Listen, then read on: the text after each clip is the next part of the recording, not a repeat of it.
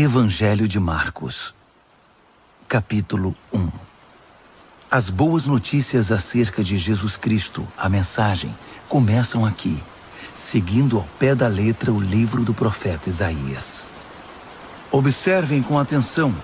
Enviei meu mensageiro adiante de vocês.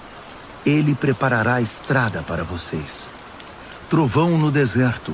Preparem-se para a chegada de Deus. Tornem o caminho plano e reto.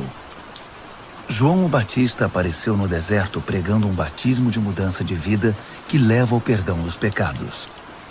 As pessoas se atropelavam para ir a ele, desde a Judéia e Jerusalém, e enquanto confessavam seus pecados, eram batizadas por ele no Rio Jordão, como sinal de uma vida transformada. João vestia uma túnica de pelo de camelo, amarrada à cintura por um cinto de couro. Alimentava-se de gafanhotos e mel silvestre. Sua pregação era esta: o mais importante está por vir. O protagonista deste drama, perante o qual sou um simples figurante, mudará a vida de vocês. Eu os batizo aqui no rio, mudando a velha vida de vocês pela vida no reino. O batismo dele, com o Espírito Santo, irá mudá-los de dentro para fora. Nessa época, Jesus de Nazaré apareceu na Galiléia e foi batizado por João no Jordão. Assim que saiu da água, Jesus viu o céu aberto e o Espírito de Deus, à semelhança de uma pomba, descendo sobre ele. Com a visão do Espírito, ouviu-se uma voz: Você é o meu filho, escolhido e marcado pelo meu amor, a alegria da minha vida. Imediatamente o Espírito guiou Jesus ao deserto. Durante 40 dias e noites, ele foi testado por Satanás. Animais selvagens eram sua companhia e os anjos tomavam conta dele. Depois que João foi preso, Jesus mudou-se para a Galiléia e ali pregava: O tempo é agora. O reino de Deus está aqui. Mudem de vida e creiam na mensagem. Caminhando pela praia do mar da Galiléia, Jesus avistou Simão e seu irmão André pescando com redes. Era nisso que trabalhavam. Jesus convidou-os: Venham comigo. Vou fazer de vocês um novo tipo de pescadores. Vou mostrar como pescar pessoas em vez de peixes. Sem fazer uma pergunta, eles simplesmente largaram as redes e foram com ele. Alguns metros adiante, perto da praia, ele viu os irmãos Tiago e João, filhos de Zebedeu, que estavam no barco consertando as redes. Jesus fez aos dois a mesma proposta. Imediatamente, eles deixaram seu pai, Zebedeu, o barco e os empregados e o acompanharam. Eles entraram em Cafarnaum. Quando o sábado chegou, Jesus foi logo para a sinagoga e passou o dia lá ensinando. O povo ficou admirado com seu ensino objetivo e confiante, sem os sofismas e excitações usados pelos líderes religiosos. De repente, estando ele ainda na sinagoga, a reunião foi interrompida por um homem extremamente perturbado, que gritava: O que você veio fazer aqui conosco, Jesus? Sei o que você veio fazer aqui, Nazareno. Você é o Santo de Deus e veio aqui para nos destruir. Jesus ordenou: Quieto, saia dele. O espírito perturbador agitou o homem, protestou em voz alta e saiu. Os ouvintes, impressionados, cochichavam entre si: O que está acontecendo aqui? Um novo ensinamento com demonstração prática? Ele consegue calar espíritos demoníacos imundos e ainda os expulsa. A notícia correu rapidamente e todos na Galiléia ficaram sabendo do incidente. Jesus saiu da sinagoga e foi para a casa de Simão e André, acompanhado por Tiago e João. A sogra de Simão estava de cama, ardendo em febre. Informado disso, Jesus foi até onde ela estava, pegou-a pela mão e a fez levantar-se. Tão logo a febre a deixou, ela foi preparar o jantar para eles. Ao anoitecer, depois do pôr do sol, foram trazidas a ele pessoas doentes e afligidas por espíritos malignos. A cidade inteira fez fila na porta da casa. Ele curou os corpos doentes e as almas atormentadas. Os demônios conheciam sua verdadeira identidade, mas ele não permitia que se pronunciassem. Ainda não havia amanhecido quando ele se levantou e retirou-se para orar num lugar isolado. Simão e os que estavam com ele foram procurá-lo. Eles o encontraram e disseram: "Todos estão à tua procura?" Jesus decidiu: "Vamos a outras cidades, para que eu possa pregar ali também. Faz parte da minha missão." Assim, por toda a Galiléia, ele visitou sinagogas, que era um lugar de reunião, pregando e expulsando demônios. Um leproso aproximou-se dele, ajoelhou-se e implorou: "Se o Senhor quiser, pode me purificar." Emocionado, Jesus estendeu a mão, tocou o leproso e disse: "Quero, fique limpo." A lepra desapareceu na hora. A pele do homem ficou lisa e saudável. Jesus o despediu com ordens estritas: "Não diga nada a ninguém. Apenas se apresente ao sacerdote e leve a oferta de purificação, como Moisés prescreveu, para validar a cura diante da comunidade." Mas assim que se afastou de Jesus, o homem saiu contando a cura que recebera, espalhando a notícia por toda a cidade. Jesus então passou a entrar na cidade de modo mais discreto, pois já não podia fazer isso publicamente. No entanto, ele logo foi encontrado, e o povo corria para ele, vindo de todos os lugares. Marcos, capítulo 2. Passados alguns dias, Jesus voltou para Cafarnaum, e a notícia de que ele havia voltado logo se espalhou. Uma multidão se formou, bloqueando a entrada da casa, de modo que ninguém podia entrar ou sair. Ele estava ensinando a palavra, quando 4 homens apareceram, carregando um paralítico. Eles não conseguiram entrar por causa da multidão. Por isso removeram parte do telhado e desceram o paralítico em sua maca. Impressionado com tanta fé, Jesus disse ao paralítico: "Filho, eu perdoo os seus pecados." Alguns líderes religiosos que estavam presentes começaram a cochichar entre si: "Ele não pode falar assim. Que blasfêmia! Só Deus pode perdoar pecados." Jesus sabia o que eles estavam pensando e perguntou: "Por que se mostram céticos? O que acham que é mais fácil?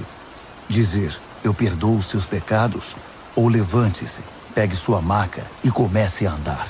Pois bem, para que fique claro que sou o Filho do Homem e estou autorizado a fazer uma coisa e outra." Voltou-se para o paralítico e ordenou: "Levante-se, pegue sua maca e vá para casa." E o homem assim fez. Levantou-se, pegou sua maca e saiu andando diante de todos. Eles esfregaram os olhos, custando acreditar no que viam. Mas então louvaram a Deus. Nunca vimos nada igual! Jesus foi uma vez mais caminhar à beira-mar.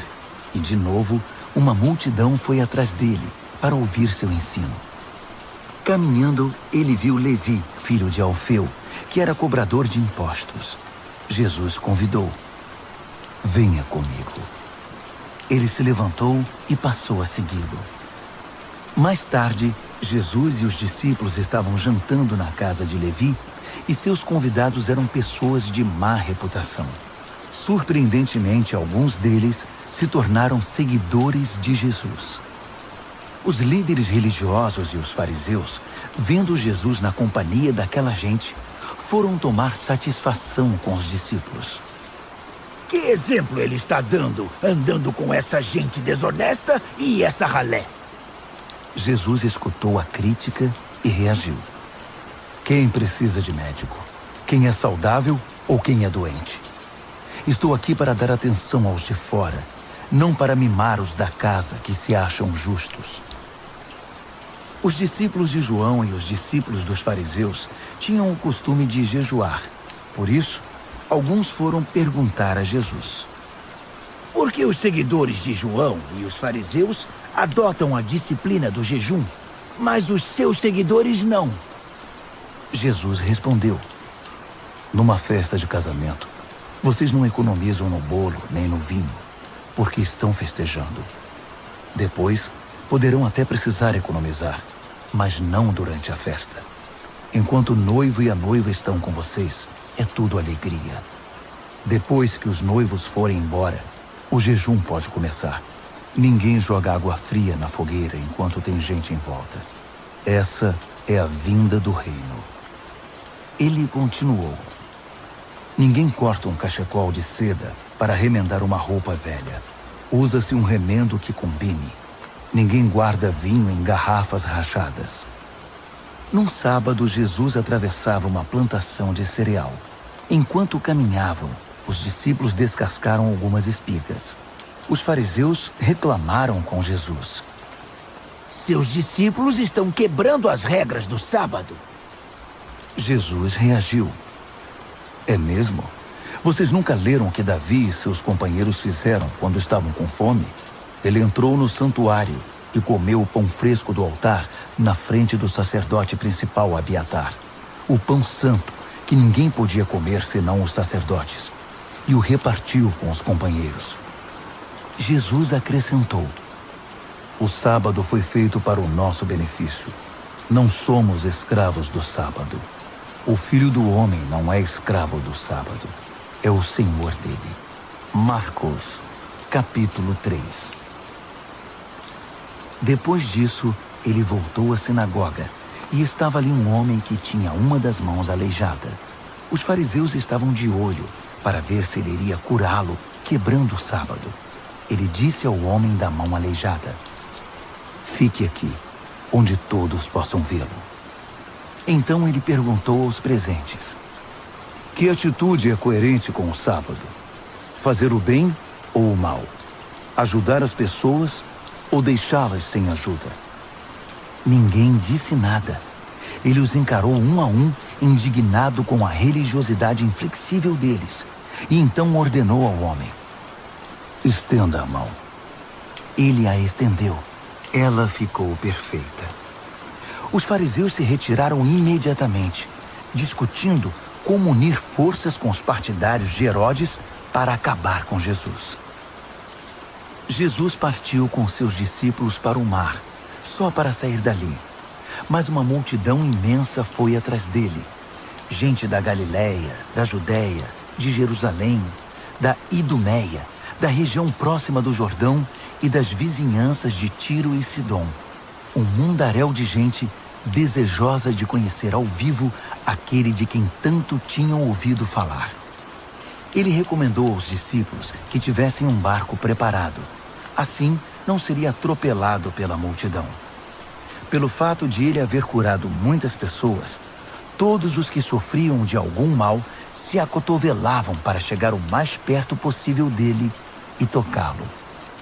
E no caso dos espíritos malignos, quando o reconheciam, caíam e gritavam: Você é o Filho de Deus! Mas Jesus não dava atenção a eles. Fazia-os calar, proibindo-os de dizer em público quem ele era. Ele subiu a uma montanha e convidou alguns para o acompanhar. Foram juntos, e ali ele escolheu 12 e os designou apóstolos. Jesus os reuniu para enviá-los a proclamar a palavra. Também lhes daria autoridade para expulsar demônios. Os 12 são: Simão. Jesus mais tarde chamou Pedro, que significa rocha. Tiago, filho de Zebedeu. João, irmão de Tiago.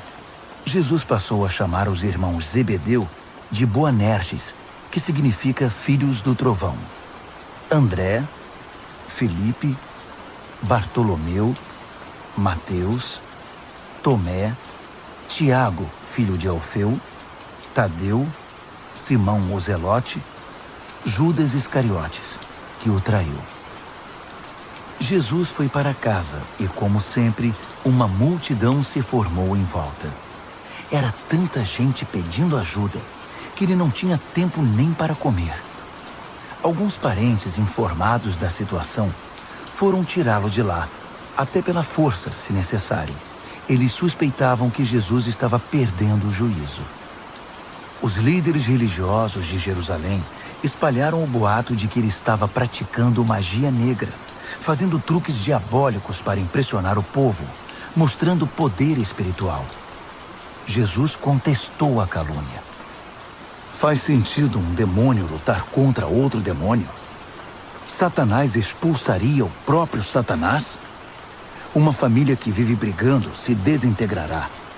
Se Satanás expulsa Satanás, não irá se destruir? Acham que é possível, em plena luz do dia, entrar na casa de um homem forte e acordado e roubar seus bens sem amarrá-lo primeiro? Amarrem-no e então poderão roubá-lo. Faço aqui uma advertência. Não há nada dito ou feito que não possa ser perdoado. Mas se vocês persistirem nas calúnias contra o Espírito Santo de Deus, estarão deliberadamente rejeitando aquele que perdoa, rompendo relações com aquele que o sustenta. Ele fez essa advertência porque era acusado por eles de ter ligação com o maligno. Naquele momento, sua mãe e seus irmãos apareceram. Estando do lado de fora, mandaram um recado, dizendo que queriam falar com ele. Ele estava cercado pela multidão quando recebeu o recado. Sua mãe e seus irmãos estão lá fora à sua procura. Jesus respondeu: Quem vocês acham que são minha mãe e meus irmãos? Olhando ao redor para cada um dos que estavam sentados à sua volta, ele declarou: Estão bem aqui na frente de vocês. Esses são minha mãe e meus irmãos. Mais vale a obediência que laços de sangue. Quem faz a vontade de Deus é meu irmão, irmã e mãe. Marcos, capítulo 4. Ele voltou a ensinar à beira da praia. A multidão que se formou em torno dele era tão grande que ele entrou num barco perto da praia e assentou-se. Jesus usou o barco como púlpito, enquanto o povo se acotovelava perto da água. Ele ensinava por meio de histórias, muitas histórias. Ouçam, o que vocês acham? Um agricultor estava semeando.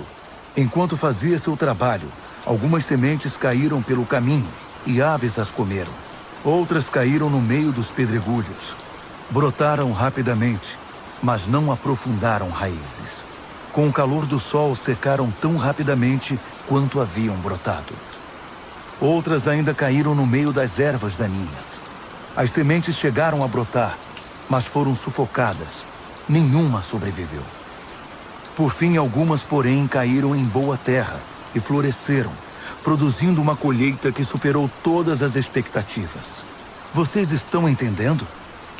Quando eles ficaram sozinhos, os que eram mais chegados a ele, além dos 12, pediram que ele explicasse a história. Ele disse: Vocês têm o privilégio de conhecer melhor o reino de Deus. Conhecem as suas verdades. Mas para aqueles que ainda não podem ver, tudo é dito por meio de histórias, a fim de guiá-los a discernimentos mais profundos. Essas pessoas são assim. Seus olhos estão abertos, mas não veem nada. Seus ouvidos estão abertos, mas não entendem uma palavra. Recusam-se a voltar-se para Deus para receber perdão. Ele continuou: Entenderam o objetivo da história? Todas as minhas histórias têm o mesmo propósito. O agricultor planta a palavra. Alguns são como a semente que cai à beira do caminho. Assim que ouvem a palavra, Satanás arranca o que foi plantado neles. Outros são como a semente que cai no meio dos pedregulhos. Ouvem a palavra e a recebem com grande entusiasmo. Mas assim como a palavra não cria raízes, a emoção passa ou surge alguma dificuldade, não sobra nada. A semente lançada no meio das ervas daninhas é aquele que ouve a mensagem do reino, mas é vencido pela preocupação e pela ilusão de manter o que tem e de ganhar mais. A mensagem é sufocada e não sobra nada. A semente lançada na terra boa é a pessoa que ouve a palavra e a abraça. E a colheita supera todas as expectativas. Jesus continuou. Alguém compra uma lâmpada para pôr debaixo do tanque ou debaixo da cama? O que se faz não é colocá-la numa prateleira?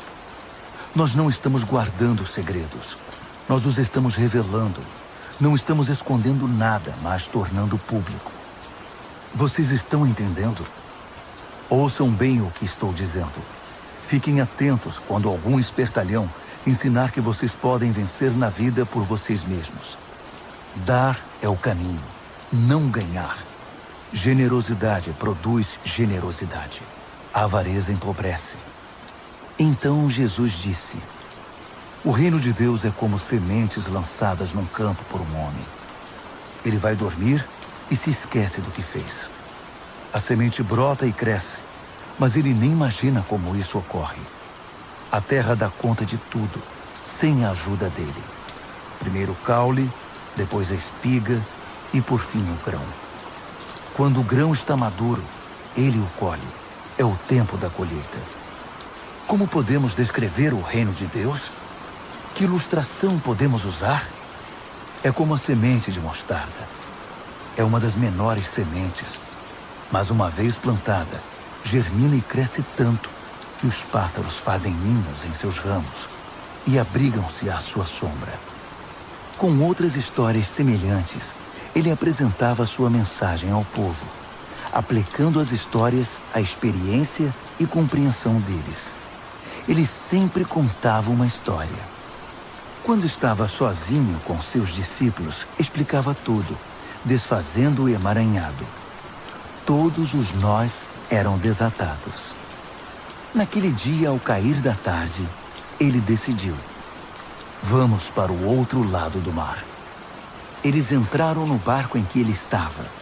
Outros barcos foram atrás deles. De repente, uma tempestade violenta os envolveu. As ondas invadiam a embarcação, ameaçando afundá-la, enquanto Jesus, com a cabeça sobre um travesseiro, dormia na popa do barco.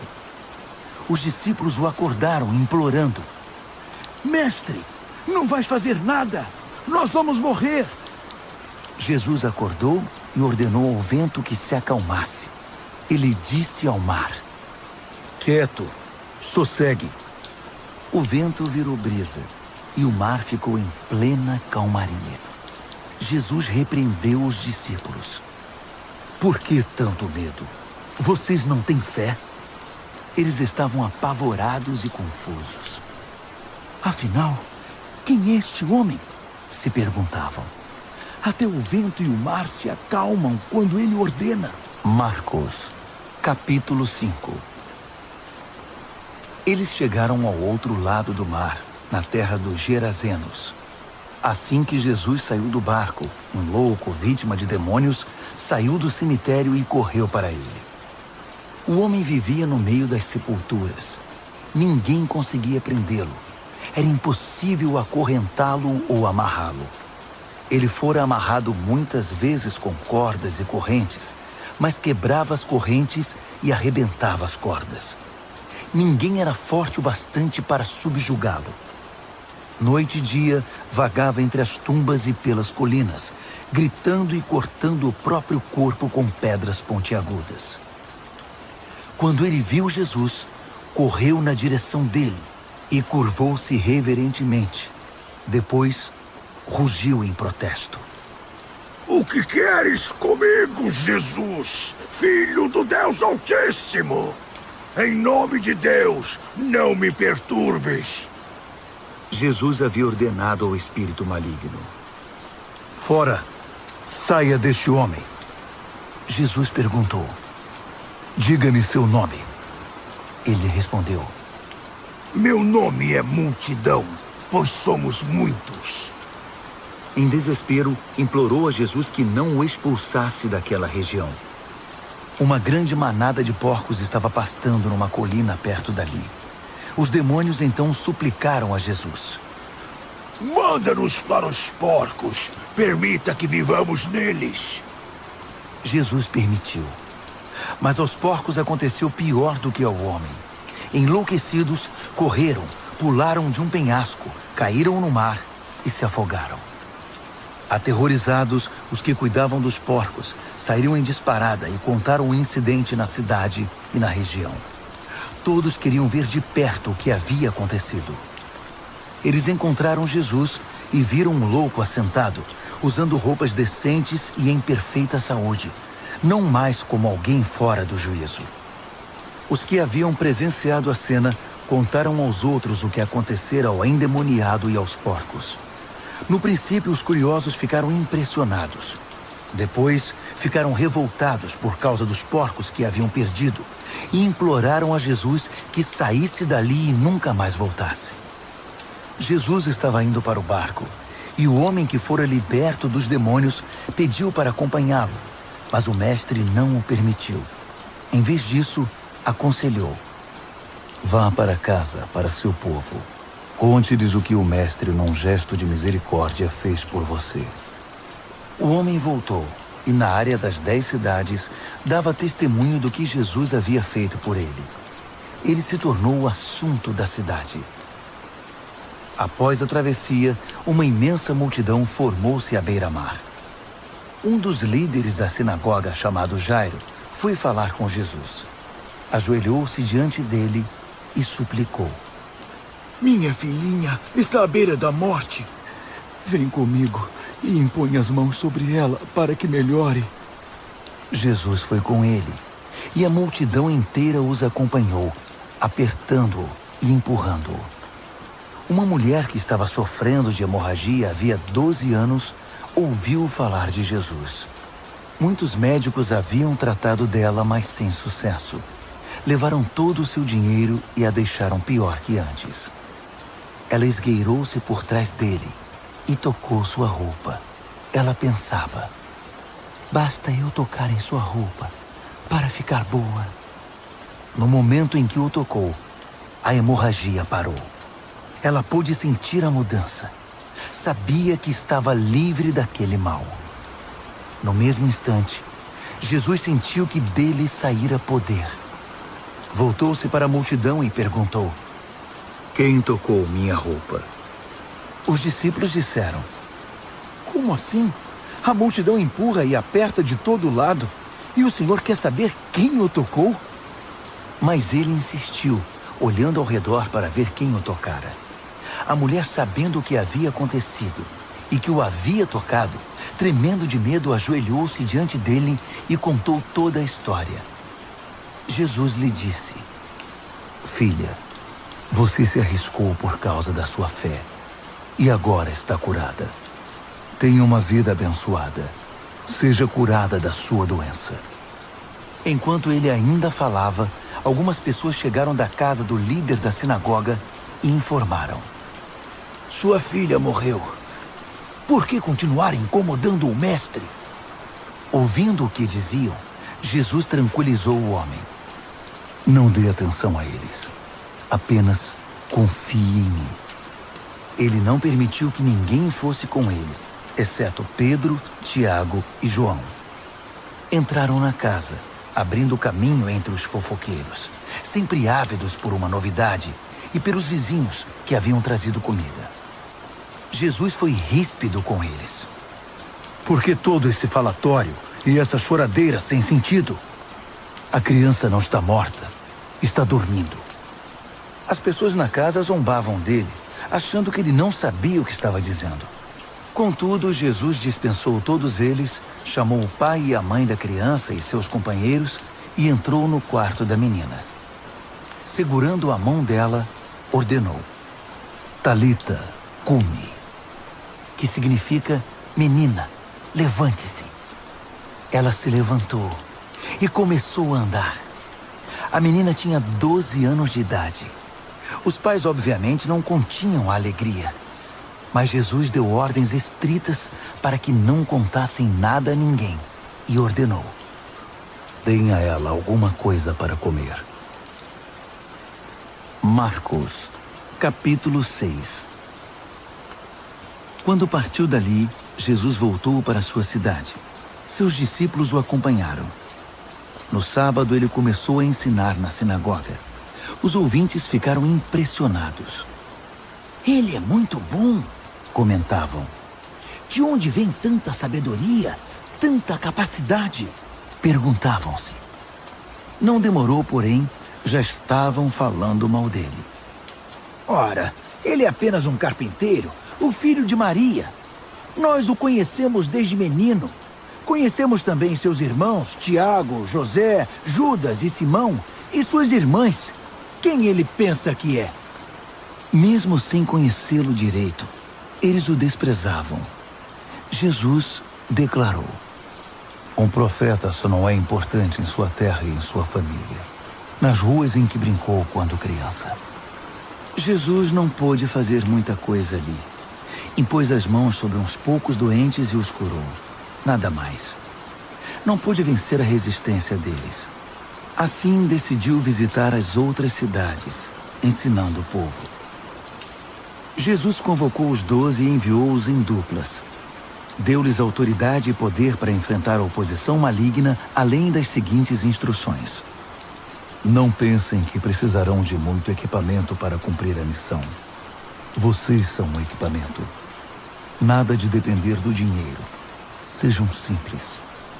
Nada de hospedagem de luxo. Hospedem-se num lugar simples e contentem-se com isso. Se não forem bem recebidos e se não os ouvirem, retirem-se sem estardalhaço, sem fazer cena. É hora de dar de ombros e continuar o caminho. Então eles partiram. Em alegre tom de urgência, anunciaram uma mudança radical de vida. Por onde passaram, expulsaram demônios e levaram saúde aos doentes, ungindo o corpo e curando a alma. Herodes tinha conhecimento de tudo isso, porque o nome de Jesus estava na boca de todo mundo. O rei dizia: esse deve ser João o Batista, que voltou dos mortos. Por isso é capaz de fazer milagres. Outros discordavam. Não, é Elias. Outros ainda opinavam. É um profeta, exatamente como os profetas dos tempos antigos. Herodes, porém, insistia. Tenho certeza de que é João. Eu o decapitei e agora ele está de volta, vivo. Esse Herodes foi aquele que mandara que João fosse preso e acorrentado por causa de Herodias, mulher de seu irmão Filipe. Pois João havia irritado Herodes por denunciar o adultério do rei. Fervendo de raiva, ela queria matá-lo, mas não ousou fazê-lo porque Herodes respeitava João. Convencido de que ele era um homem santo, o rei dispensava-lhe um tratamento especial. Sempre que o ouvia, sentia-se culpado. Mesmo assim, apreciava a palavra de João. Entretanto, chegou um dia especial, o aniversário de Herodes. Ele convidou toda a elite da Galileia, toda a nobreza. A filha de Herodias entrou no salão do banquete e dançou para os convidados. Ela encantou Herodes e todos os convidados. O rei disse à moça: peça-me qualquer coisa, darei o que você quiser.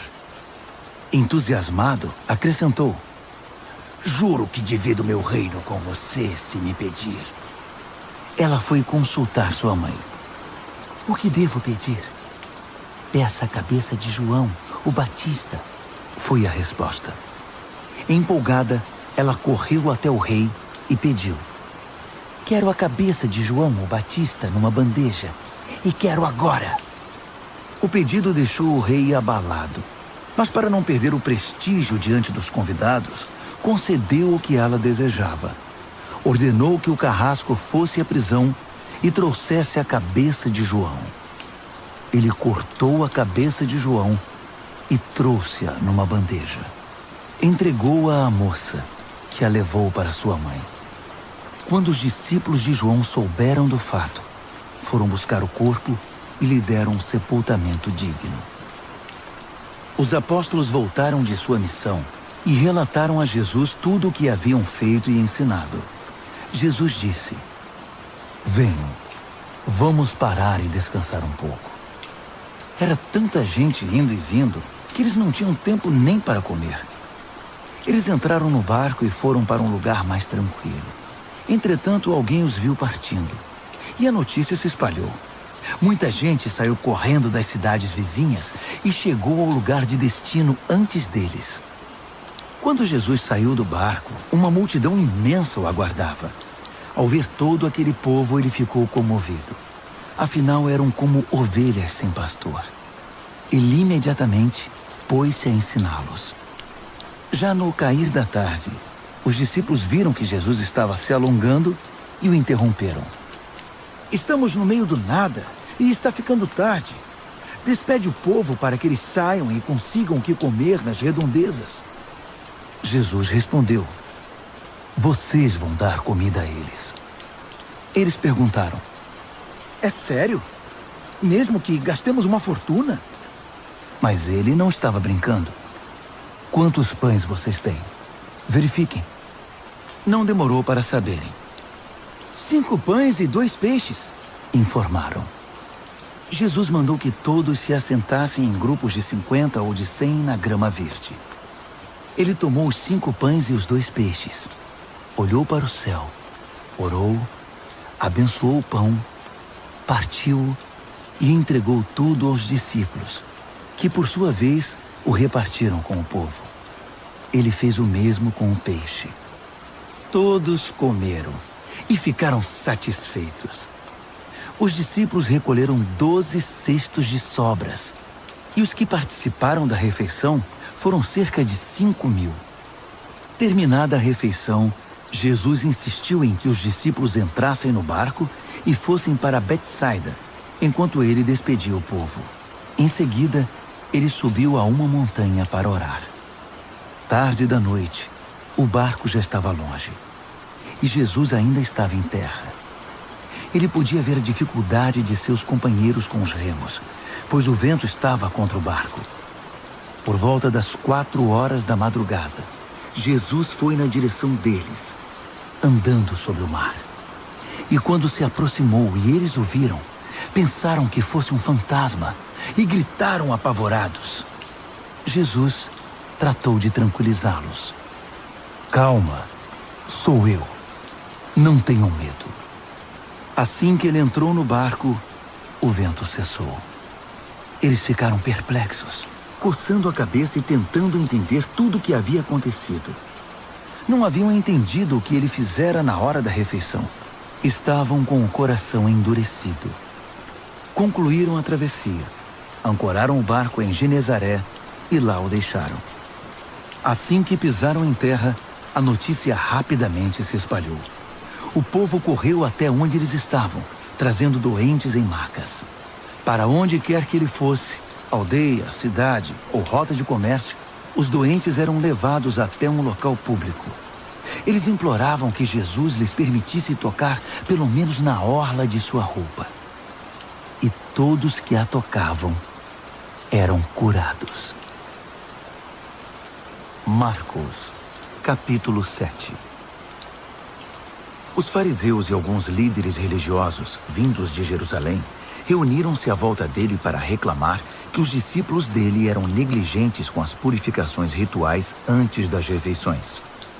Os fariseus e judeus em geral jamais participariam de uma refeição sem primeiro proceder ao ritual da lavagem das mãos, principalmente se tivessem chegado da feira, para não mencionar como limpavam canecas, panelas e outras vasilhas. Os fariseus e os líderes religiosos perguntaram: por que seus discípulos desrespeitam as leis, fazendo as refeições sem lavar as mãos? Jesus reagiu: Isaías estava certo a respeito de enganadores como vocês. Ele acertou em cheio. Esse povo faz um grande show, dizendo as coisas certas, mas o coração deles não está nem aí para o que dizem. Fazem de conta que me adoram, mas é tudo encenação. Eles me usam apenas como desculpa para ensinar o que se adapta ao seu gosto, alterando o mandamento de Deus e sempre adotando modismos. Ele continuou: que conveniente, não? Vocês se livram do mandamento de Deus para seguir os modismos religiosos sem serem incomodados. Moisés disse claramente: respeitem seu pai e sua mãe. Disse também: quem desrespeitar o pai ou a mãe será morto. Mas vocês driblam o mandamento, Alegando que é perfeitamente aceitável dizer ao pai ou à mãe, vou ofertar a Deus a ajuda financeira que eu deveria dar a vocês. Assim, vocês se livram da obrigação que têm para com os pais. Vocês anulam a palavra de Deus e a trocam por suas próprias regras. Vocês são especialistas nesse tipo de coisa. Dirigindo-se à multidão, ele acrescentou: ouçam agora, todos vocês. Prestem bastante atenção. Não é o que vocês comem que contamina a vida. É o que sai de vocês. Essa é a verdadeira contaminação. Ele voltou para casa depois de falar à multidão e seus discípulos disseram: não entendemos. O Senhor poderia nos explicar? Jesus respondeu: vocês também? Será que não entendem? Não sabem que o que se come não pode contaminar ninguém? Pois o que se come não vai para o coração, mas para o estômago. É digerido e depois é eliminado. Com isso, Jesus desafiou as minuciosas leis dietéticas dos judeus, afirmando que todos os alimentos podem ser comidos. Ele continuou: o que contamina é o que sai da pessoa. É do coração que vomitamos maus pensamentos, obscenidade, imoralidade, roubo, assassinato, adultério, cobiça, depravação, engano, bebedice, olhar maldoso, calúnia, arrogância, insensatez. Essa é a verdadeira contaminação. Dali, Jesus partiu e foi para os arredores de Tiro. Entrou numa casa para não ser encontrado, mas a notícia de sua chegada se espalhou. Ele estava dentro de casa quando uma mulher, cuja filha era perturbada por um espírito maligno, ficou sabendo de sua presença ali. Ela se ajoelhou aos seus pés, implorando ajuda. A mulher era grega, cirofenícia de nascimento, e pediu que ele curasse sua filha. Ele disse: espere sua vez. Os filhos devem ser alimentados primeiro. Se sobrar alguma coisa, os cães poderão comer. Ela foi rápida. Entendo, mestre. Mas os cães não comem das migalhas que os filhos deixam cair? Jesus ficou impressionado. Tem razão. Vá para casa.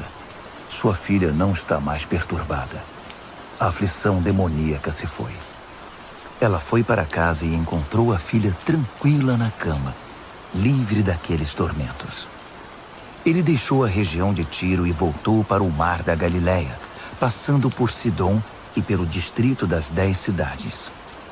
Algumas pessoas trouxeram um homem que não podia ouvir nem falar e pediram a Jesus que impusesse as mãos sobre ele. Jesus tocou nos ouvidos do homem e passou-lhe um pouco de saliva na língua. Então orou, suspirou profundamente e ordenou: Efatá, abra-se. E assim aconteceu. O homem ouvia e falava perfeitamente. Jesus ordenou que mantivessem o fato em segredo, mas eles, entusiasmados, não paravam de falar no assunto. Diziam: ele faz tudo muito bem. Faz até o surdo ouvir e o mudo falar. Marcos, capítulo 8. Foi na mesma ocasião que Jesus outra vez se viu diante de uma multidão faminta. Ele chamou seus discípulos e disse: Estou com o coração partido por causa desta gente. Há 3 dias estão comigo e não tenho o que comer. Não posso mandá-los embora com fome. Vão acabar desmaiando no caminho. Alguns vieram de muito longe. Os discípulos perguntaram: Mas onde vamos encontrar comida suficiente para todos neste lugar deserto? Jesus perguntou: Quantos pães vocês têm? 7 pães, informaram. Jesus então mandou que o povo se assentasse. Depois de ter dado graças, tomou os 7 pães, partiu-os e entregou-os aos discípulos para que os repartissem com o povo. Havia também alguns peixes. Ele abençoou os peixes e ordenou aos discípulos que os repartissem de igual modo. Todos comeram à vontade, e foram necessários 7 grandes cestos para recolher as sobras. E os que participaram da refeição foram cerca de 4.000. Depois de despedir a multidão, Jesus entrou no barco com os discípulos e foram para Dalmanuta. Quando chegaram, os fariseus vieram pressioná-lo para que ele desse uma prova de quem era. Desafiado, Jesus perguntou: por que esta geração pede um sinal milagroso como garantia? A verdade é que vocês não terão sinal nenhum. Dali ele voltou para o barco e dirigiu-se para o outro lado do mar. Os discípulos, porém, esqueceram-se de levar pão, exceto por um pedaço. Aproveitando a oportunidade, Jesus aconselhou-os: fiquem de olho no fermento dos fariseus e dos partidários de Herodes. Pensando que ele os repreendia por haverem esquecido o pão, começaram a culpar um ao outro. Percebendo o que se passava, Jesus perguntou: por que estão discutindo por haverem esquecido o pão? Não entenderam ainda? Não conseguem perceber? Não se lembram dos 5 pães que demos aos 5.000? Quantos cestos de sobras vocês recolheram? Eles responderam: 12. E dos 7 pães para os 4.000? Quantos cestos de sobras vocês recolheram? 7. Ele perguntou: ainda não entendem? Ao chegarem eles a Betsaida, algumas pessoas trouxeram um cego e pediram a Jesus que o tocasse. Tomando-o pela mão, ele o levou para fora da cidade. Passou saliva nos olhos do homem, impôs as mãos sobre ele e perguntou: consegue ver alguma coisa? Ele olhou para cima e disse: Vejo homens, só que eles parecem árvores andando. Jesus voltou a impor as mãos sobre ele. Dessa vez, o homem percebeu que havia recuperado completamente a visão. Agora via tudo com perfeição.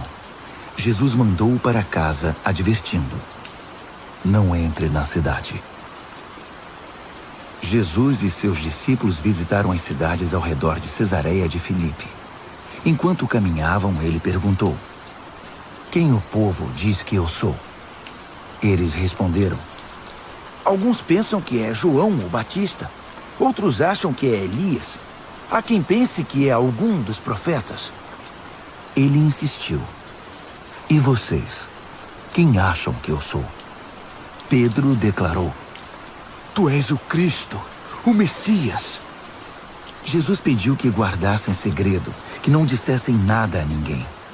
Em seguida, resolveu explicar algumas coisas. É necessário que o Filho do Homem seja maltratado, levado a julgamento e declarado culpado pelos líderes do povo, sacerdotes e líderes religiosos. Que seja morto e 3 dias depois ressuscite. Ele falava de modo simples e claro para que todos entendessem. Pedro, porém, protestou, segurando-lhe o braço. Vendo que os discípulos hesitavam em aceitar os fatos, Jesus repreendeu Pedro. Pedro, saia do meu caminho. Fora, Satanás. Você não tem ideia de como Deus trabalha. Reunindo uma multidão e seus discípulos, Jesus disse: quem quiser seguir-me, tem de aceitar minha liderança. Quem está na garupa não pega na rédea. Eu estou no comando. Não fujam do sofrimento. Abracem-me. Sigam-me e mostrarei a vocês como agir. Autoajuda não é ajuda. O autossacrifício é o caminho. O meu caminho para ser realmente salvo. Qual é a vantagem de conquistar tudo o que se deseja e perder a si mesmo? O que vocês teriam para dar em troca da própria alma? Se vocês têm vergonha de mim ou do meu caminho por causa dos seus amigos inconstantes e sem futuro, saibam que irão enfrentar uma vergonha muito maior na presença do Filho do Homem quando ele voltar, envolto pela glória de Deus, seu Pai, com um exército de anjos. Marcos, capítulo 9. Então ele foi para casa dizendo: não é sonho. Alguns de vocês aqui verão tudo isso acontecer. O reino de Deus chegando com força total. 6 dias depois, 3 dos discípulos viram isso acontecer. Jesus levou Pedro, Tiago e João a um alto monte. Ali sua aparência mudou diante deles. Suas roupas brilhavam intensamente, de uma brancura tal que ninguém seria capaz de produzir. De repente, eles perceberam que Elias e Moisés estavam ali também, conversando com Jesus. Então Pedro interrompeu a conversa. Rabi, que grande momento! Que tal se construíssemos 3 memoriais na montanha? Um para o Senhor, um para Moisés e um para Elias. Ele falava sem pensar, apavorado e maravilhado com o que via. Naquele instante, uma nuvem brilhante os envolveu, e da nuvem ouviu-se uma voz. Este é meu filho, marcado pelo meu amor.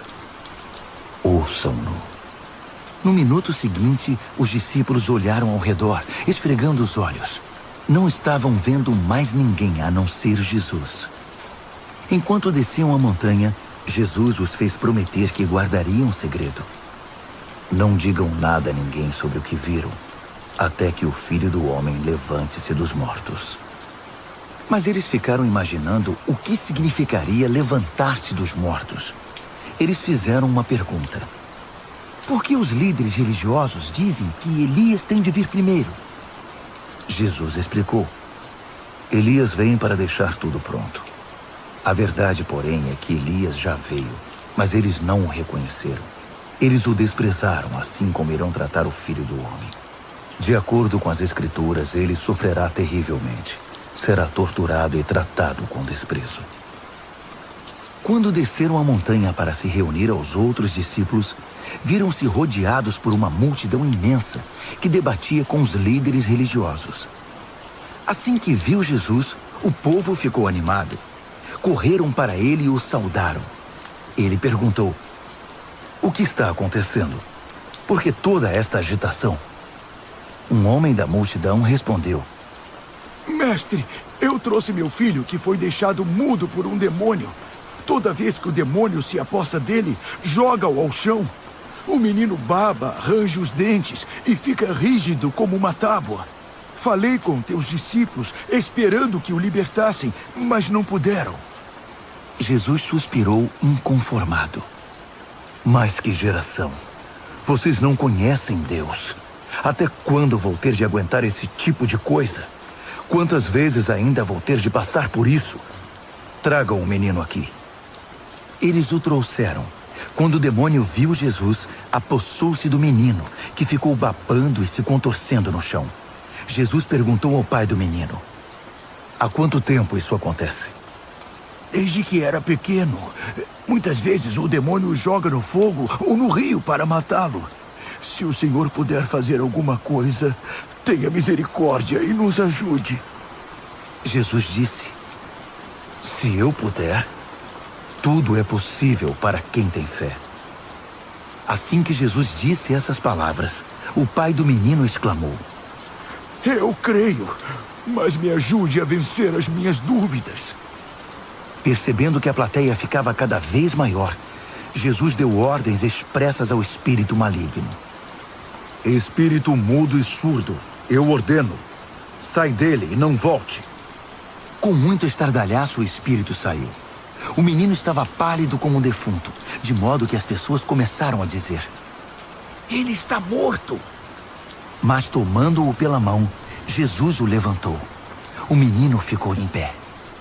Depois que chegaram a casa, os discípulos perguntaram a Jesus: por que não podemos expulsar o demônio? Ele respondeu: não há outro meio de se livrar desse tipo de demônio, a não ser com oração.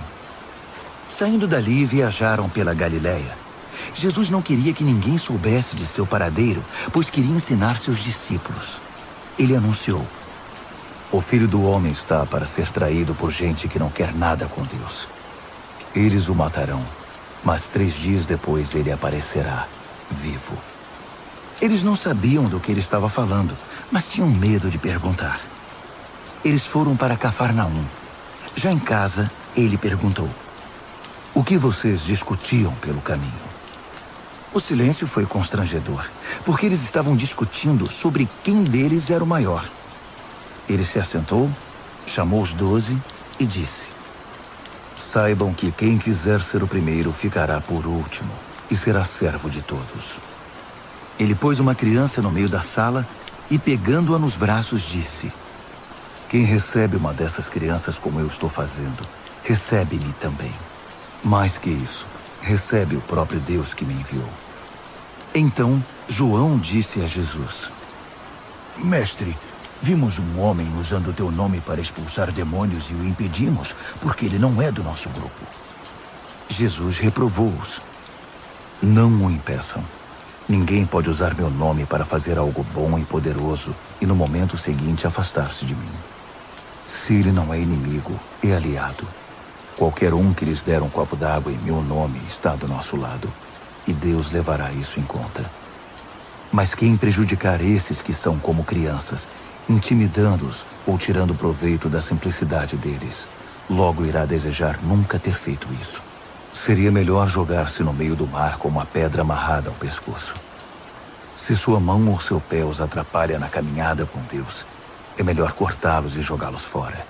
É preferível viver mutilado ou aleijado do que ter 2 mãos e 2 pés que o levem para a fornalha de fogo eterno. Se seu olho desvia sua atenção de Deus, arranque-o e jogue-o fora. É preferível viver com apenas um olho do que ter uma visão perfeita no fogo do inferno. Todos cedo ou tarde irão passar por um fogo purificador, mas vocês serão preservados das chamas eternas. Por isso, preservem-se. Vivam sempre em paz. Marcos, capítulo 10. Dali ele foi para a região da Judéia, do outro lado do Jordão. Como sempre, uma multidão o acompanhava, e ele punha-se a ensiná-los. Um dia, os fariseus vieram provocá-lo. É permitido a um homem divorciar-se de sua esposa? Jesus perguntou: O que Moisés determinou? Eles responderam: Moisés deu permissão que o marido a mandasse embora, dando-lhe uma certidão de divórcio. Jesus disse: Moisés deu esse mandamento apenas como concessão ao coração duro de vocês. Na criação, no plano original, Deus fez e uniu o homem e a mulher. Por isso, um homem deixa seu pai e sua mãe, e por meio do casamento, se torna uma só carne com sua mulher. Não são mais 2 indivíduos, formam agora uma nova unidade. Deus criou uma união tão perfeita que ninguém pode ter a ousadia de profaná-la, separando-os. Depois que estavam em casa, os discípulos voltaram a tocar no assunto. Jesus foi muito direto. O homem que se divorcia de sua esposa para se casar com outra comete adultério contra ela. A mulher que se divorcia do marido para se casar com outro comete adultério também. Alguns estavam trazendo crianças a Jesus, na esperança de que ele as abençoasse. Mas os discípulos deram uma bronca nessa gente. Jesus não escondeu a irritação. Não tentem afastar essas crianças. Não as impeçam de vir a mim. O reino de Deus é feito de pessoas que são como crianças. Prestem atenção. Se vocês não aceitarem o reino de Deus com a simplicidade de uma criança, nunca entrarão nele. Então, tomando as crianças nos braços, impunha as mãos sobre elas e as abençoava. Jesus caminhava pela rua e um homem veio correndo, ajoelhou-se e perguntou: Bom mestre, o que devo fazer para alcançar a vida eterna? Jesus perguntou: Por que você me chama bom? Ninguém é bom a não ser Deus. Você conhece os mandamentos. Não mate, não cometa adultério, não roube, não minta, não engane. Honre seu pai e sua mãe. Ele disse: Mestre, faço tudo isso desde muito novo. Jesus olhou-o nos olhos e, cheio de amor por ele, disse: Falta algo. Venda tudo o que você tem e dê aos pobres. Toda a sua riqueza então estará no céu. Depois venha me seguir. Foi um choque. Aquela era a última coisa que ele esperava ouvir. Assim, abatido, ele se foi. Sendo muito apegado aos seus bens, não queria abrir mão de tudo. Enquanto observava, Jesus disse aos seus discípulos: Vocês fazem ideia de como é difícil para os ricos entrar no reino de Deus? Os discípulos foram pegos de surpresa, mas Jesus continuou: Vocês não imaginam como é difícil. É mais fácil um camelo passar pelo fundo de uma agulha. Os discípulos ficaram chocados. Se é assim, quem tem chance? Perguntaram. Jesus olhou bem firme para eles e disse: Ninguém tem chance se pensam que conseguirão pelo esforço próprio. A única maneira é deixar Deus agir. Só Ele tem o poder de fazer. Pedro então lhe disse: Nós deixamos tudo para te seguir. Jesus disse: Guardem isto. Ninguém que sacrifique casa, irmãos, irmãs, mãe, pai, filhos, propriedades, seja o que for, por minha causa e por causa da mensagem, sairá perdendo. Eles terão tudo de volta, multiplicado muitas vezes em casas, irmãos, irmãs, mães, filhos e propriedades, mas também em problemas. Terão ainda o prêmio da vida eterna. Aí está de novo a grande inversão. Muitos primeiros serão últimos, e muitos últimos primeiros. De volta à estrada, eles foram para Jerusalém. Jesus ia adiante, e eles o seguiam, confusos e um pouco amedrontados. Ele chamou os 12 e disse: Ouçam-me com atenção. Estamos a caminho de Jerusalém. Quando chegarmos lá, o Filho do Homem será entregue aos mestres da lei e aos líderes religiosos. Eles irão condená-lo à morte. Eles o entregarão aos romanos, que irão zombar dele, cuspir nele, torturá-lo e matá-lo.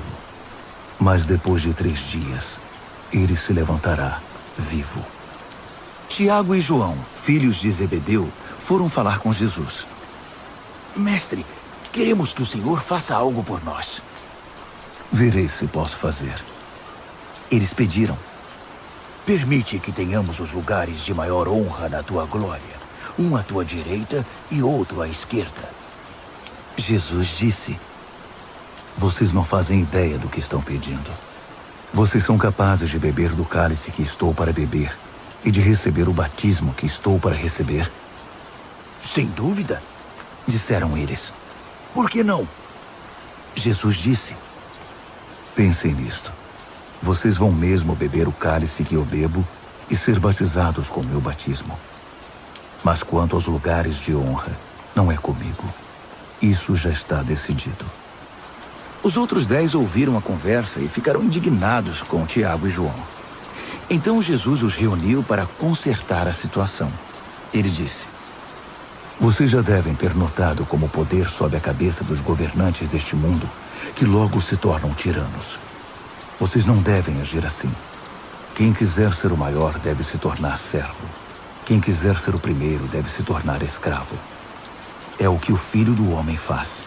Ele veio para servir, não para ser servido, e para dar a própria vida para salvar muita gente. Depois de passarem algum tempo em Jericó, Jesus saiu da cidade, seguido pelos discípulos e por uma multidão. E um mendigo cego chamado Bartimeu, filho de Timeu, estava sentado à beira do caminho. Quando ele soube que Jesus o Nazareno passava por ali, começou a gritar: Filho de Davi! Jesus! Misericórdia! Tem misericórdia de mim! Muitos tentaram fazê-lo calar, mas ele gritava ainda mais alto: Filho de Davi! Tem misericórdia de mim!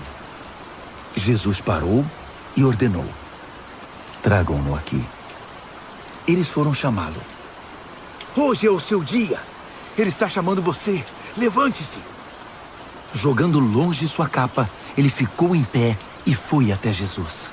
Jesus perguntou: O que você quer de mim? O cego respondeu: Senhor, eu quero ver. Siga seu caminho. Sua fé salvou e curou você. Disse Jesus. No mesmo instante, ele recuperou a visão e seguia Jesus estrada fora. Marcos, capítulo 11. Quando se aproximaram de Jerusalém, à altura de Betfagé e Betânia, perto do Monte das Oliveiras, Jesus enviou 2 discípulos com estas instruções: Vão à aldeia que está adiante. Ali encontrarão um jumentinho amarrado. Ele nunca foi montado. Desamarrem-no e tragam-no aqui. Se alguém perguntar o que vocês estão fazendo, digam: o Senhor precisa dele, mas vai devolvê-lo. Eles foram e encontraram um jumentinho numa rua, amarrado a um portão. Eles o desamarraram, mas alguns dos que estavam ali perguntaram: Por que estão desamarrando o jumentinho? Os discípulos responderam exatamente como Jesus os instruíra, e não foram mais incomodados. Assim, levaram o jumentinho e puseram suas capas sobre ele, e Jesus o montou. Muitos estendiam seus mantos pela estrada, dando a Jesus uma recepção de rei. Alguns lançavam seus mantos na rua, outros espalhavam ramos que haviam cortado nos campos. Havia muita gente por todo lado gritando: Hosana! Bendito é o que vem em nome de Deus! Bendito o reino do nosso pai Davi que está chegando! Hosana nos altos céus!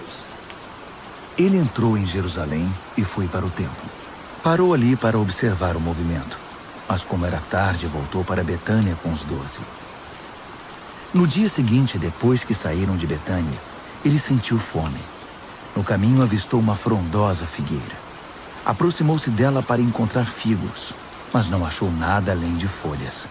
Não era a época de figos. Ele disse à árvore: Nunca mais alguém comerá dos seus frutos. E os discípulos ouviram. Chegando a Jerusalém, entraram no templo, e Jesus começou a expulsar todos os que faziam comércio ali. Ele derrubou as mesas dos agiotas e as bancas dos vendedores de pombas. Também não permitiu que ninguém mais passasse carregando cestos pelo recinto sagrado. Ele explicou suas ações com o seguinte texto: Minha casa foi designada casa de oração para as nações, mas vocês a transformaram em ponto de encontro de ladrões. Ao tomar conhecimento desses fatos, os principais sacerdotes e os líderes religiosos decidiram que era hora de se livrar dele. Estavam em pânico, porque o povo se mostrava encantado com os seus ensinamentos. À noite, Jesus e seus discípulos deixaram a cidade. Pela manhã, andando pela estrada, eles viram a figueira. Estava seca até a raiz. Lembrando-se do que acontecera no dia anterior, Pedro disse: Mestre, olha, a figueira que amaldiçoaste ficou seca. Jesus foi direto. Assumam de fato o seu compromisso com Deus, e nada será difícil para vocês. Aquela montanha, por exemplo, basta ordenar sem dúvida ou hesitação: pule no mar, e ela obedecerá. Absolutamente tudo, do pedido menor ao maior, que vocês incluírem na oração, será atendido, se vocês de fato confiarem em Deus. E quando orarem, lembrem-se de que não se trata apenas de pedir. Se vocês têm algo contra alguém, perdoem. Só então o Pai Celestial de vocês perdoará os seus pecados. De volta a Jerusalém, eles caminhavam pelo templo. Então os principais sacerdotes, os líderes religiosos e os líderes do povo exigiram: Mostre-nos suas credenciais. Quem deu a você autoridade para falar e agir desse modo? Jesus respondeu: Primeiro respondam a uma pergunta. Se a responderem, também responderei a sua. No caso do batismo de João, quem o autorizou? Deus ou os homens? Digam-me. Eles ficaram numa situação difícil e sabiam disso. Confusos, cochichavam entre si. Se dissermos Deus, ele vai perguntar por que não acreditamos nele. Se dissermos os homens, estamos em apuros, porque o povo tinha João na conta de profeta. Decidiram então dar a vitória a Jesus dessa vez. Não sabemos, responderam. Jesus concluiu: Então também não vou responder a pergunta de vocês. Marcos, capítulo 12. Em seguida, Jesus começou a lhes contar algumas histórias. Um homem plantou uma vinha, cercou-a, fez um tanque de espremer uvas, construiu uma torre de vigilância, arrendou-a aos lavradores e saiu em viagem. Quando chegou a época da colheita, ele enviou um empregado para receber sua parte nos lucros. No entanto, os lavradores o agarraram, espancaram e mandaram embora de mãos vazias. Ele mandou outro empregado que também foi agredido e humilhado. Depois enviou outro, que foi assassinado. O mesmo aconteceu com muitos outros. Uns foram agredidos, outros assassinados. Restava apenas um que podia ser enviado, seu filho amado. Já quase sem esperanças, decidiu enviar o próprio filho, pensando: meu filho eles vão respeitar. Mas os lavradores perceberam a oportunidade.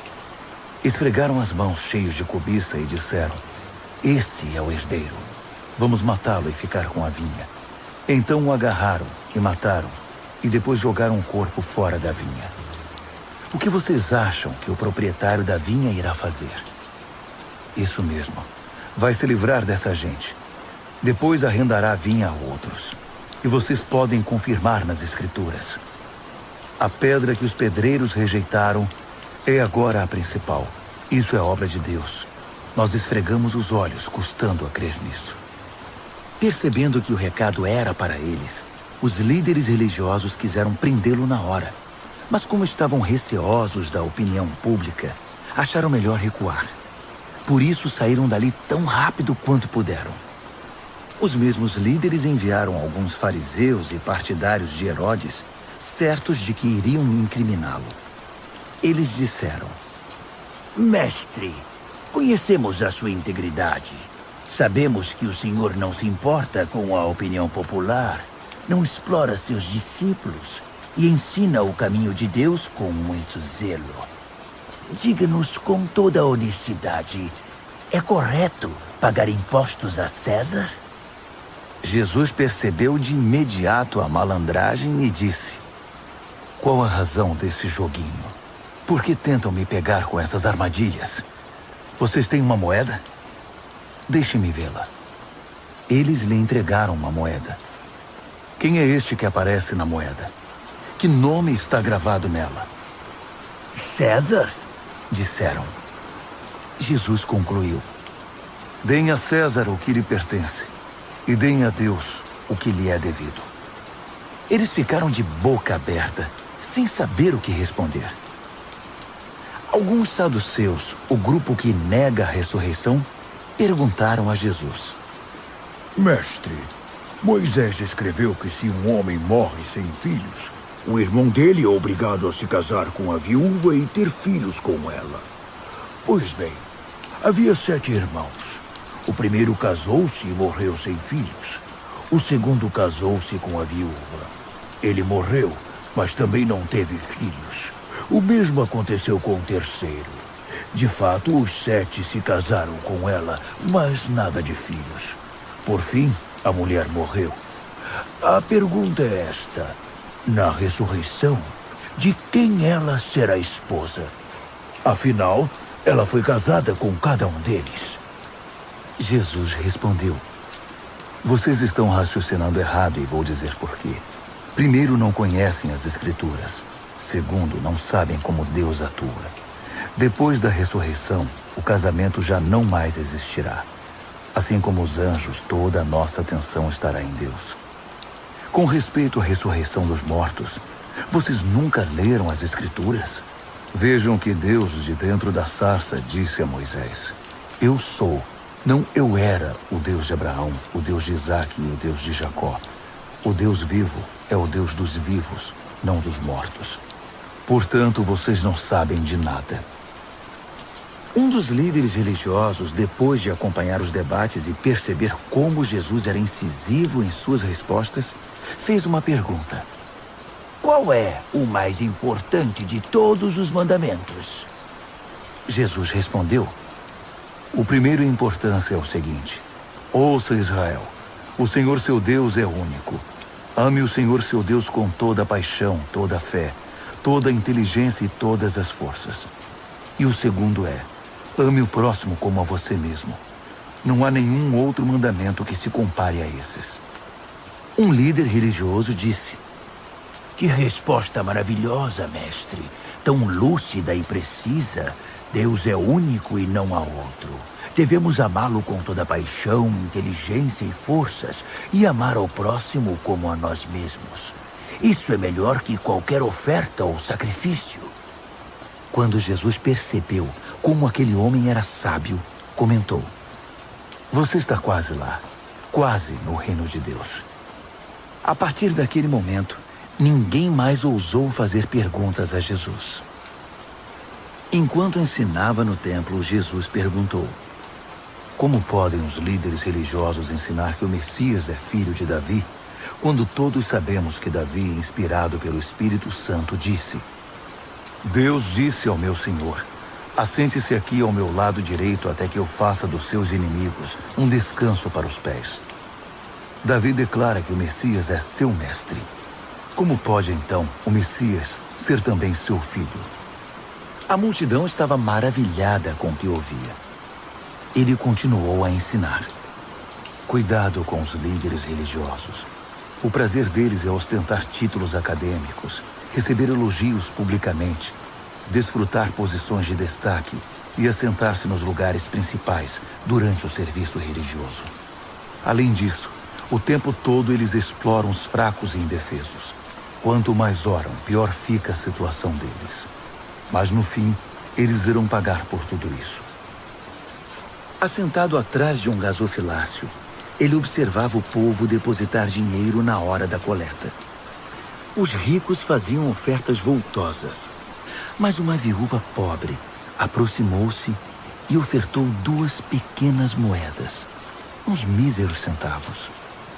Jesus chamou os discípulos em particular e comentou: A verdade é que essa viúva pobre deu uma oferta maior que a dos demais.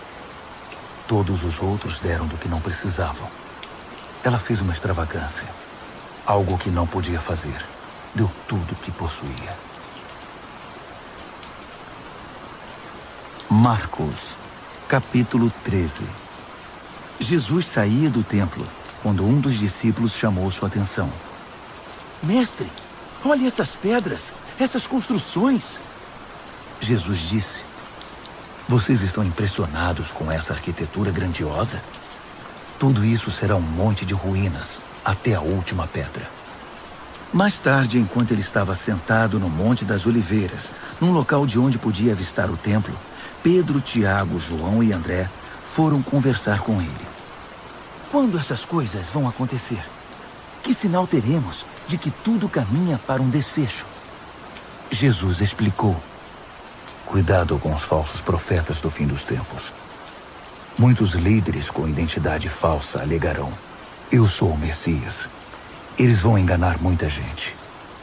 Quando ouvirem falar de guerras e ameaças de guerra, não entrem em pânico. Serão notícias comuns, não um sinal do fim. Haverá cada vez mais guerras entre as nações e conflitos entre os líderes. Em vários lugares haverá terremotos e fome. Mas tudo isso é nada comparado com o que está por vir. Fiquem atentos, pois vocês serão levados aos tribunais, e tudo irá de mal a pior. Vocês serão torturados, e todos perseguirão os que levam o meu nome. Vocês serão postos como sentinelas da verdade. A mensagem tem de ser pregada em todo o mundo. Quando traírem vocês e os levarem aos tribunais, não se preocupem com o que dizer. Quando chegar o momento, digam o que estiver no coração.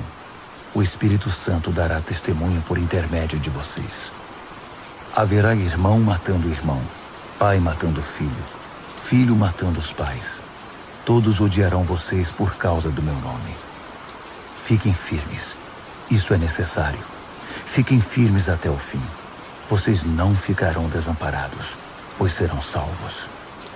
Estejam preparados para fugir quando virem a besta da profanação, estabelecida onde nunca deveria estar. Quem lê não terá dificuldade de entender o que estou falando. Quando isso acontecer, se vocês estiverem na Judéia naquele tempo, corram para as colinas. Se estiverem trabalhando no quintal, não voltem para buscar nada em casa. Se estiverem no campo, não voltem para buscar agasalho. As grávidas e as que amamentam sofrerão mais. Orem para que isso não aconteça no inverno. Serão dias difíceis.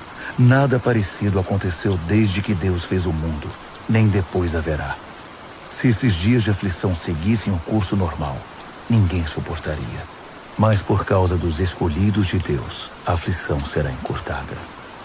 Se alguém anunciar, aqui está o Messias, ou apontar, lá está ele, não caiam nessa. Falsos messias e pregadores mentirosos surgirão aos montes. Suas credenciais impressionantes e seus deslumbrantes espetáculos, se possível, iludiriam até os escolhidos de Deus. Fiquem atentos, pois eu os avisei com antecedência.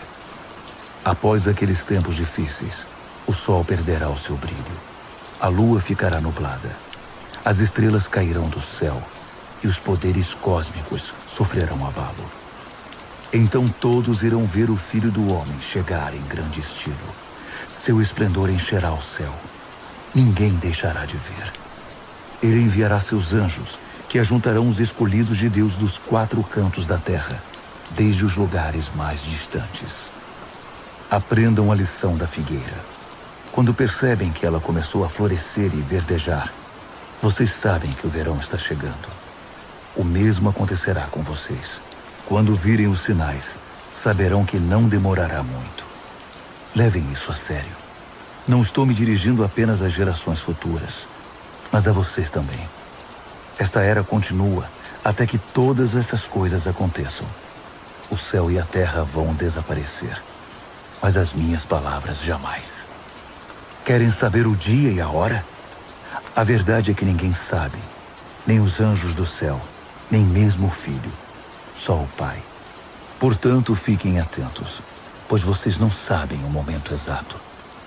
É como um homem que vai viajar e deixa a casa sob a responsabilidade dos empregados, cada qual com uma tarefa, e põe um porteiro para vigiar. Portanto, permaneçam em seu posto, vigiando. Vocês não sabem a que horas o dono da casa vai voltar.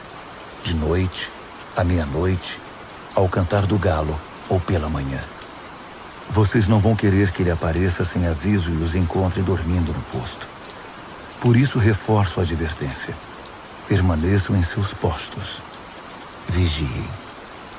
Marcos, capítulo 14.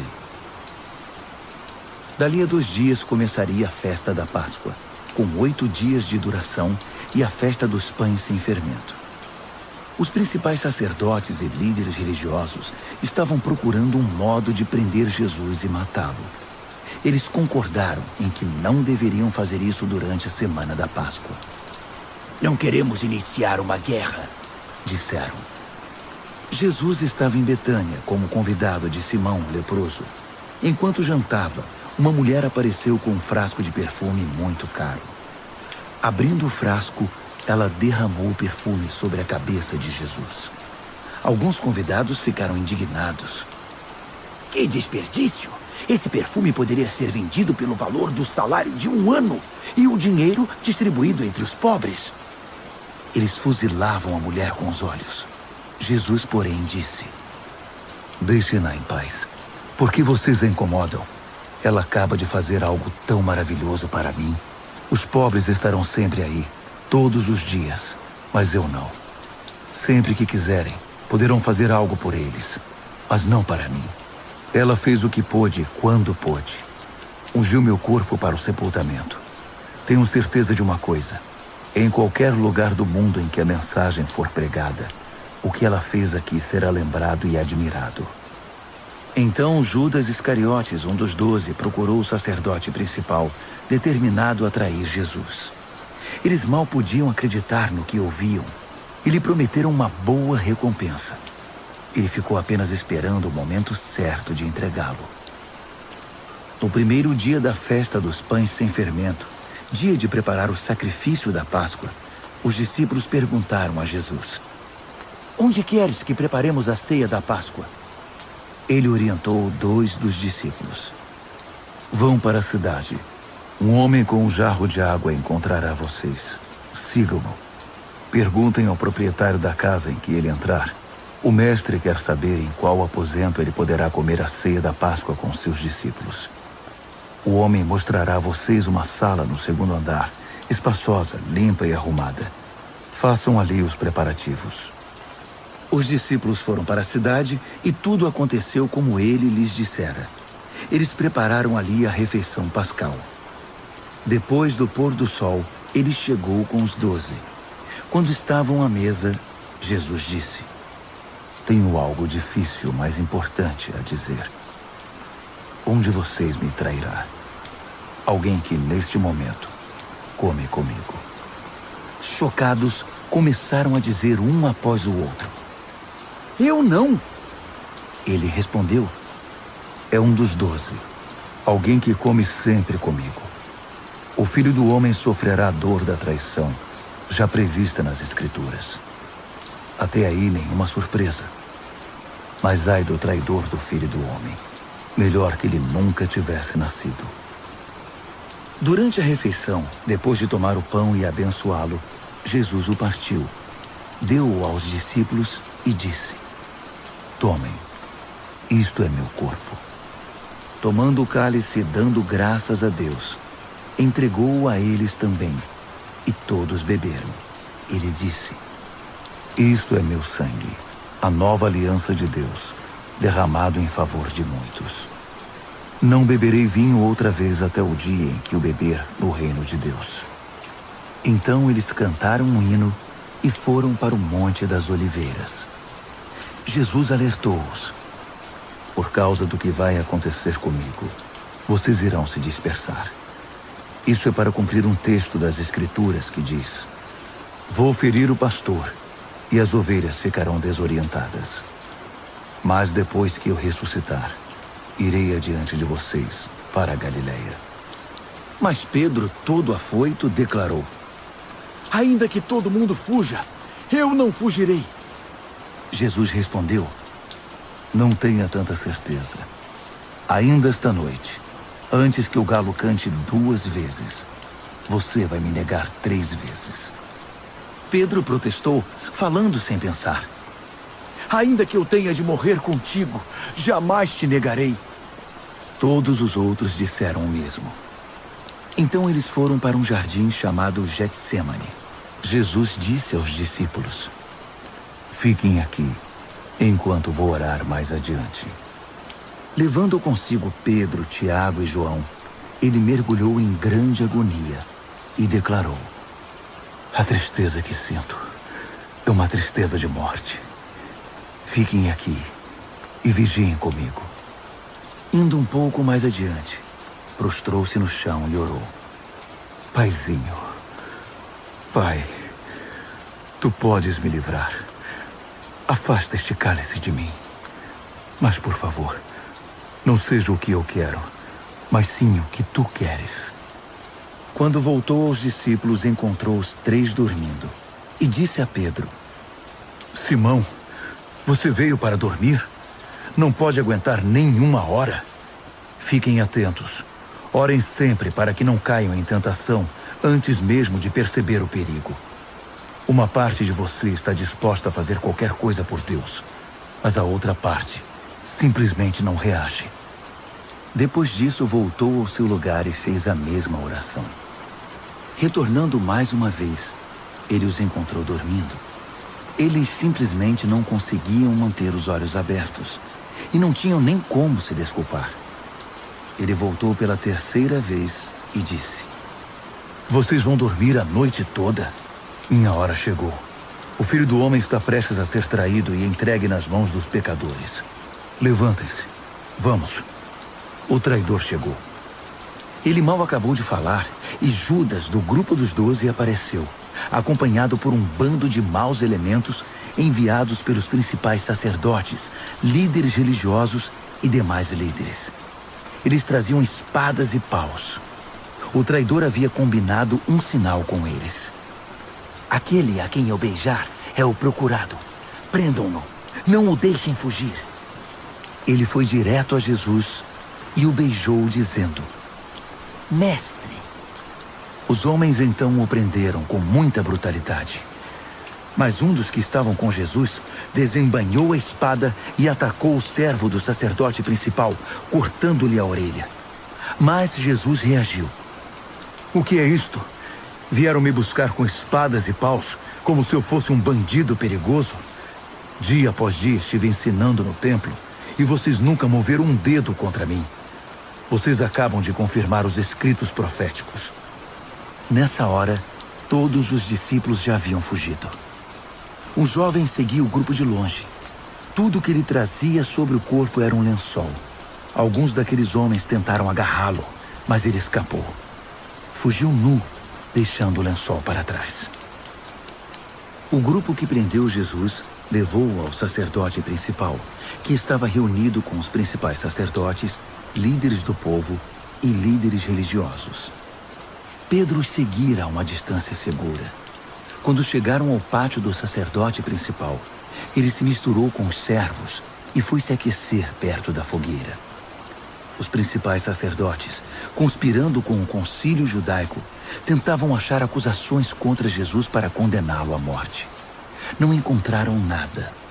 Muitos davam falso testemunho, mas um depoimento contradizia o outro. Alguns homens apareceram com esta história. Nós o ouvimos dizer: vou derrubar o templo, construído com tanto esforço, e em 3 dias construirei outro, sem ao menos erguer a mão. Mesmo assim, não havia plena concordância entre os relatos. Nesse momento, o sacerdote principal levantou-se e perguntou a Jesus: O que você tem a dizer dessa acusação? Jesus não deu resposta. O sacerdote principal insistiu, mudando a pergunta. Você é o Messias? O Filho do Deus bendito? Jesus foi direto. Sim, eu sou, e você mesmo verá. O Filho do Homem assentado à direita do Todo-Poderoso, vindo nas nuvens do céu.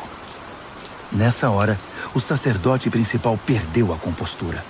Rasgando a própria roupa, gritou: Ouviram isso?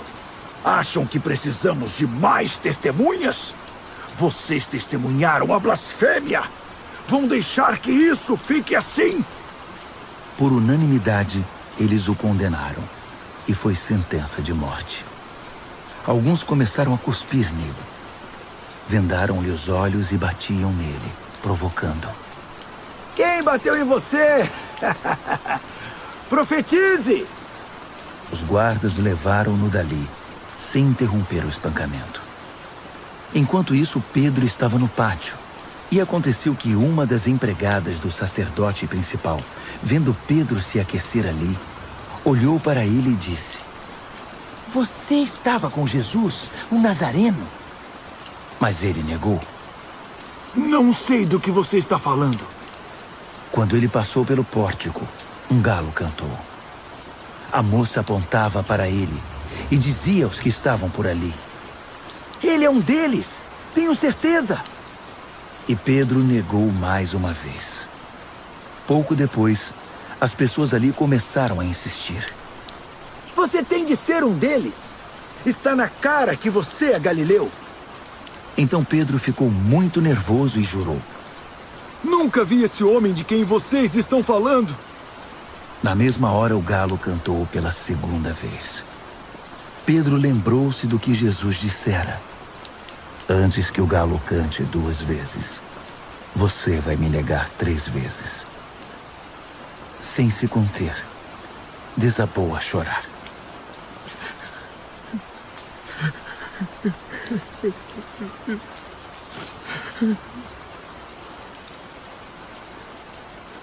Marcos, capítulo 15. À primeira luz do dia, os principais sacerdotes, os mestres da lei e os líderes religiosos convocaram uma sessão com todo o concílio judaico. Eles amarraram Jesus com cuidado e foram levá-lo a Pilatos. Pilatos perguntou: Você é o rei dos judeus? Jesus respondeu: Se você diz. Os principais sacerdotes derramaram diante do governador um dilúvio de acusações. Pilatos insistiu: Você não vai responder nada? São muitas acusações. Mesmo assim, ele ficou em silêncio. Pilatos ficou impressionado. Havia o costume de se libertar um prisioneiro na festa, qualquer um que o povo pedisse. Na ocasião, havia outro prisioneiro chamado Barrabás, preso com revoltosos que haviam cometido assassinato num levante contra Roma. A multidão logo iria apresentar seu pedido, e Pilatos se antecipou a eles. Vocês querem que eu liberte o rei dos judeus? O governador sabia que fora por pura inveja que os sacerdotes haviam entregado Jesus. No entanto, os principais sacerdotes haviam orientado a multidão para que pedissem a libertação de Barrabás. Mas Pilatos perguntou: Então, o que farei com este homem que vocês chamam rei dos judeus? Eles gritaram. Crucifique-o! Pilatos objetou. Mas por qual crime? Contudo, eles gritavam ainda mais alto. Crucifique-o! Pilatos atendeu ao pedido da multidão. Libertou Barrabás e entregou Jesus para ser açoitado e crucificado. Os soldados levaram Jesus ao palácio, chamado Pretório, e reuniram uma tropa inteira. Vestiram-no com um manto de púrpura e puseram uma coroa de espinhos na cabeça dele. Então, começou a zombaria. Viva o rei dos judeus! Eles lhe batiam na cabeça com um bastão, cuspiam nele e se ajoelhavam diante dele, como se o reverenciassem. Quando cansaram das chacotas, tiraram-lhe o manto de púrpura e o vestiram de novo com as suas roupas. Então o levaram para crucificá-lo. Um homem estava passando de volta do trabalho, Simão de Cirene, pai de Alexandre e Rufo. Eles o obrigaram a carregar a cruz de Jesus. Os soldados levaram Jesus ao Gólgota, que significa Colina da Caveira. Ofereceram-lhe vinho misturado com mirra para aliviar a dor, mas ele não aceitou. Então o pregaram na cruz. Depois fizeram um sorteio para ver quem ficaria com suas roupas. Jesus foi crucificado às 9h da manhã. A acusação, o rei dos judeus, foi escrita numa placa. Com ele crucificaram 2 criminosos, um à direita e outro à esquerda. Os que passavam caçoavam, sacudindo a cabeça e ironizando. Você alegou que poderia destruir o templo e reconstruí-lo em 3 dias. Mostre agora seu poder. Salve-se! Se você é mesmo o Filho de Deus, desça da cruz! Os principais sacerdotes e os líderes religiosos também estavam ali, misturados ao povo, divertindo-se e zombando de Jesus.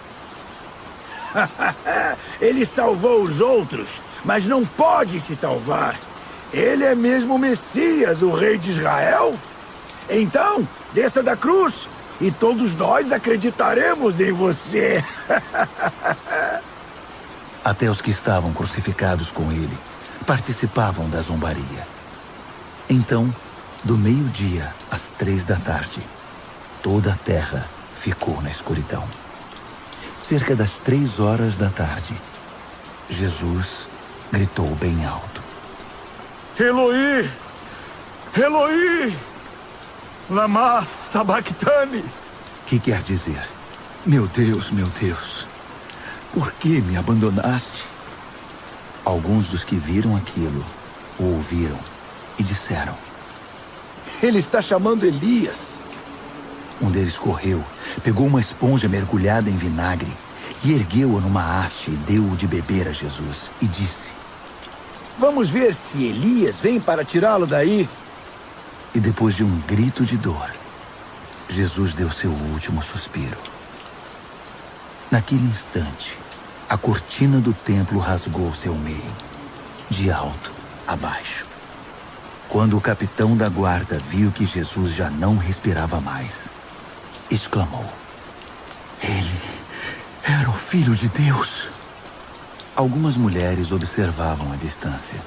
Entre elas Maria Madalena, Maria, mãe do jovem Tiago e de José, e Salomé. Quando Jesus estava na Galileia, elas o seguiam e serviam e tinham vindo com ele para Jerusalém.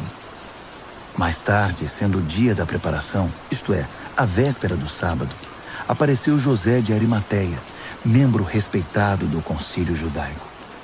Ele aguardava com expectativa a vinda do reino de Deus. enchendo-se de coragem, procurou Pilatos e pediu o corpo de Jesus. Pilatos duvidou que ele tivesse morrido tão rapidamente e mandou o capitão verificar se Jesus estava de fato morto. Com a garantia do capitão, ele entregou o corpo a José. José havia comprado um lençol de linho. Depois, envolveu o corpo e o depositou no túmulo que havia escavado na rocha. Pôs uma grande pedra na entrada.